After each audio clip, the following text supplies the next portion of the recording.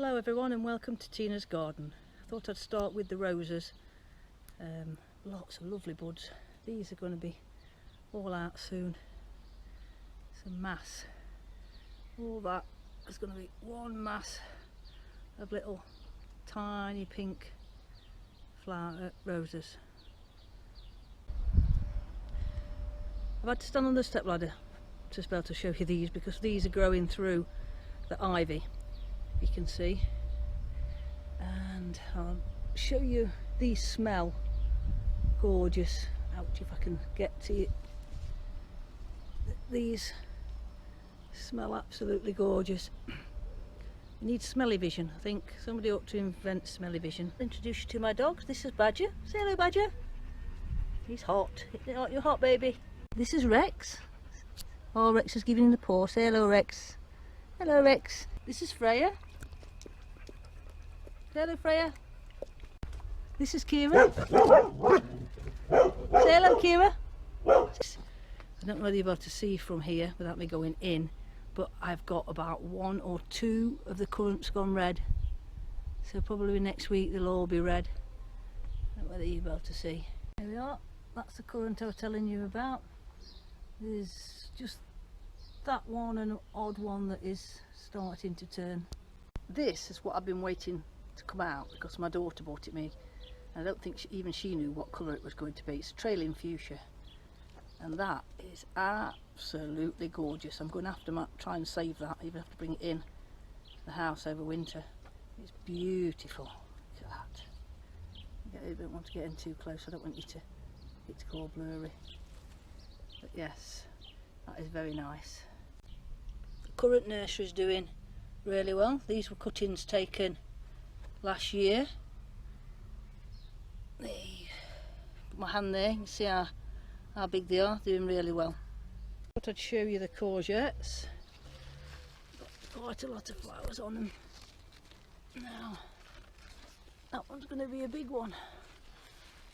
And we've got courgettes. Move a little bit further down. This bed, there's 4 or 5 courgettes in this bed. It's a nice flower. This one did have a big flower on, but it's not grown anymore. I'm debating whether it's going to rot off. It's going a bit soft on the end, so I don't think it was fertilised. But there's another nice one there, but the flowers were full of water. We haven't had any male flowers out yet, so this might be that one's solid. That one's solid, but it's not growing. But I might look at this one. I might actually take that one off today. It's only a little. I like to grow them a bit bigger so I can stick them loads in the freezer. But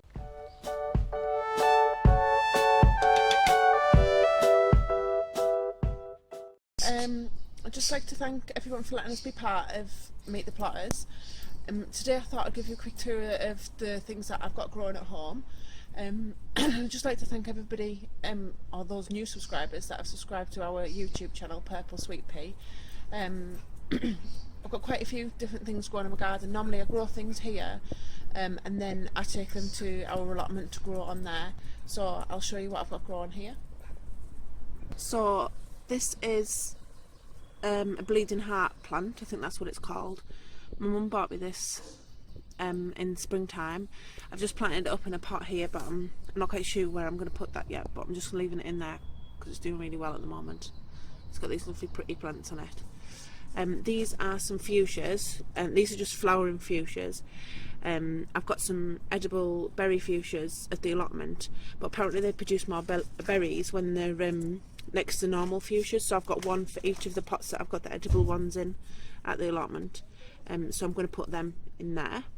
So this is my cold frame. In here, like these ones here, and in there, and in there, and here are perennials, flowers, cut flowers, for the cut flower patch that I've got at the allotment. My husband bought me these off Thompson and Morgan. website. Now there was supposed to be 79 plants or something like that, and when they came they were just in a not a very good state at all. Like, I mean, look, that is just, it's not very good. We've sent them an email but they haven't got back to us yet, and that was at the start of the week, and it's a bit later on in the week now, so I don't know. Yeah, not very good. These are all my other squashes that need to go to the allotment, but I'm just keeping them on in here. So I've got, is it metro squash, a little gem squash, patty pans, honey boat squashes, so they need to go in. These are my strawberry sweet corn. Now I planted like the full packet of them and I've only managed to get 3 going, so I'm not quite sure what to do with them ones. This side of me cold frame, these are exhibition broad beans. They need to go to the allotment because there's an area where I sowed broad beans but nothing happened, so I need to put them in there. These here are chamomile that I've repotted on. They're looking a bit dry actually, I might have to give them a water, but they are not to go out. Don't know if you can see that. So they should go plant out September to October, and then they should flower the next summer. At the back there I've got some beetroot sowed because the ones, the seeds that I sowed at the allotment just haven't, there's 1 or 2 but not very many, so I'm gonna take them there. In this tray here are pea beans, and these 3 are yellow runner beans, so they eventually want to go at the allotment, but obviously I need to clear some space to put them in. So that is my cold frame, and thanks for watching. Nora, it's Paul here from Marconi Allotment. I just wanted to give you a little update on my pumpkin. As you can see, I'm using these little bits of wood because it was growing this way. I'm just using these bits of wood just to gently train it over here and down along there. That's the plan, all the way to go all the way along there, and then have a big pumpkin sitting at the end there. Well, that's the plan. So I'm using these little bits of wood just to gently train it along there, and it seems to be working. But if you look down there, Nora, just there, I have a pumpkin growing. Well, it looks like a pumpkin anyway. So yeah, so I'm doing alright I think, but not as good as yours, but I'm getting there. I've taken your advice, I'm throwing everything at it. So that's it really. This is the other one, it's not doing as well, but I was a couple of weeks later than you putting them in, I think. But as you can see, that one's not as well, but it's catching up, it's getting there. But this one seems to have just gone whoosh within the last few days. It's just really taking off. So that's the plan anyway. You know, it's going all right. That's my hand. I'd say that's the biggest leaf. So that's my hand. I've got really big hands, by the way, because I'm 6'2" in height, so I've got really big hands. But yeah, I'm happy with it. So I'm training it to go all the way along there, because I've got a smallish allotment. I'm making use of all the space I can. So with a bit of luck, I train it along there, and we'll have a nice big pumpkin at the end there. Well, that's the plan anyway. Alright, Nora, and the allotment plotters community, take care everyone, and I'll speak to you soon for an update around about July time. Bye. Hi, meet the plotters. This is Simon from 50 Shades of Green. We're here with a little exclusive. I don't know if you can see this, but this is the front of my bungalow, and no one's seen this yet. These are my conifers, all moved out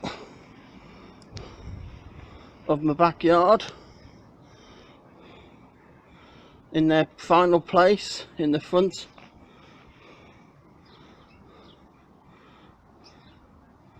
Giving me more space in the back to plant, get some fruit and bushes and some trees out of their pots and into raised beds. clearing the patio for more containers. There you go. That's my miniature conifers. They're all about 5 years old. Bought up from seedlings, really, about 3 inches high. And yeah, and right, that is my Tumbling Tom hanging basket, and hopefully I got some flowers on it and they'll droop down. And across the way in front of my bedroom window, I've just got a few pots there. So you've heard it first. Meet the plotters. This is from Simon from 50 Shades of Green, signing off. Hi folks, welcome to Meet the Plotters and welcome to Newark. It's Mick's tip of the day, and somebody started swimming just as I've started filming, so hopefully it's not too noisy for you. Mick's tip of the day: if you want an allotment, get yourself a bit of wood, you'll be friends for life. That's it, that's my tip of the day. Only joking folks. If you ever get 5 minutes, some people use a baton, but I use a length of pallet wood, which I'll come to in a minute. Make yourself a measuring stick, saves you loads of time. I use this when I'm setting my lines up, and I use this when I'm planting out. The most common measurements I use: 6 inch, 9 inch, foot, 18 inch and 2 foot. I've also put centimetres on, but I'm a imperial measurement person. Centimetres do me head in. So not only can you set your lines with this, laying it on the floor, but you can lay it along the row when you're planting out. And space out your plants. Like my leeks were 6 inches apart. Now if you're measuring out each one, I got 26 in my row. That'd be 26 times you move something. But you go 6, another one at 12, another one at 18, another one at 24. You move this bit of wood 6 times. There you go. And the reason I use a bit of pallet wood is, turn it on its side, you can make your furrows for your seeds. A 2-in-1 multi-tool, all from a free bit of wood and a marker pen I acquired from somewhere, not saying where. So thanks for watching folks, and I shall see thee all on my next plot update. I hope everyone's well in the Meet the Plotters community, and many thanks to all my subscribers. And it's bye for now. Just wanted to do a quick update and show you my sunflowers. This one's, I don't know if you've ever seen one like it, but it's the big flowers there. Then if I come around, there's a little one and there's a little one. There's a bud. I can get it in the picture. There's a bud there on it too, and a bud up there. So, back in a minute. Back here is my cucumbers, and they're doing pretty good. I think this white one right here is seeds from India. It's an Indian cucumber that I'm growing this year. I'm not real sure what type those are back there. Let's see. These back here are double yield, cucumber double yield. It's a new one that's in the seed catalogs this year. Be back in a minute. This is my tomatoes. And I'm wondering if I should pinch the tops out of them, because they're about 6.5 foot tall. And I don't have stakes that big. So if someone could let me know whether I should pinch those tops out or just keep letting them grow.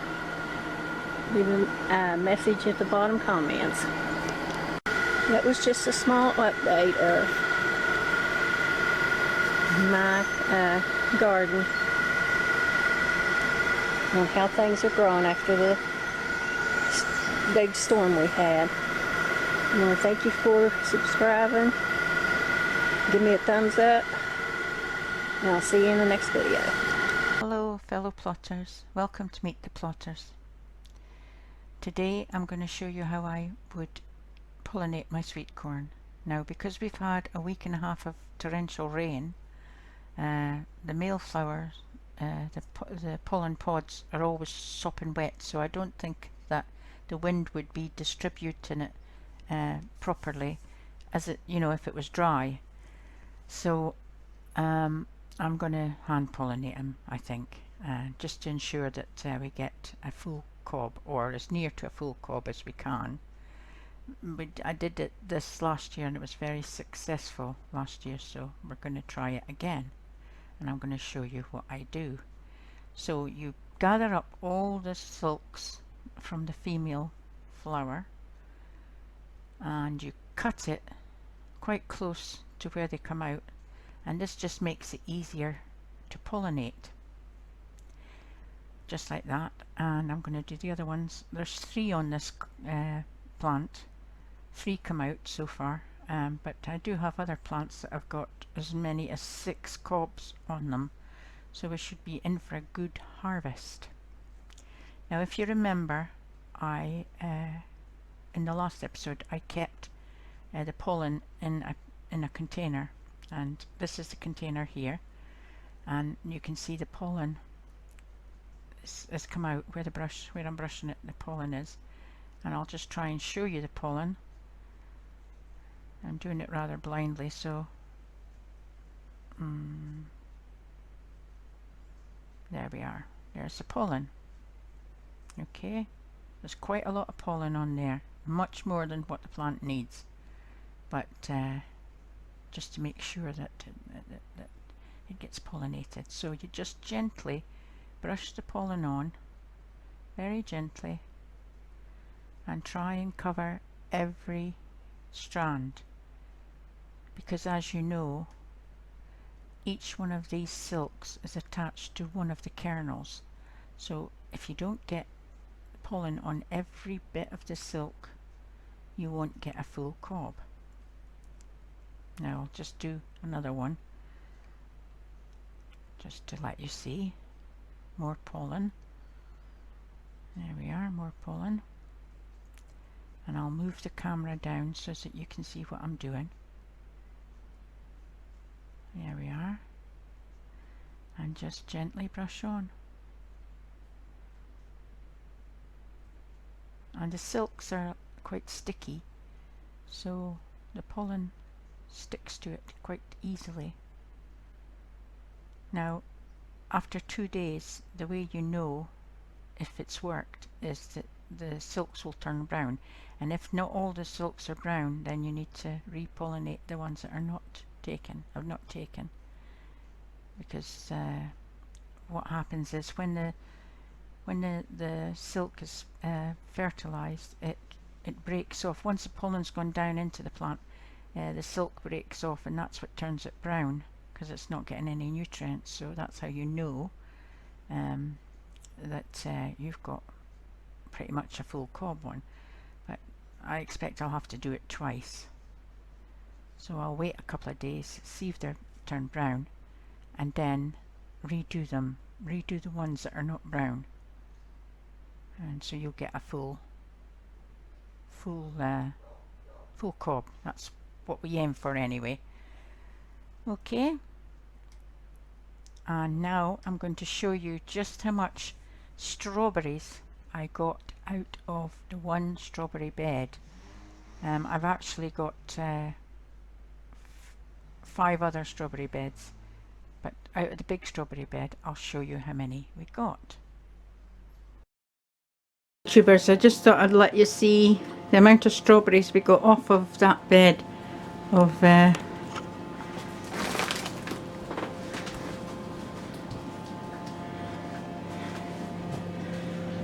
just so much, so very much.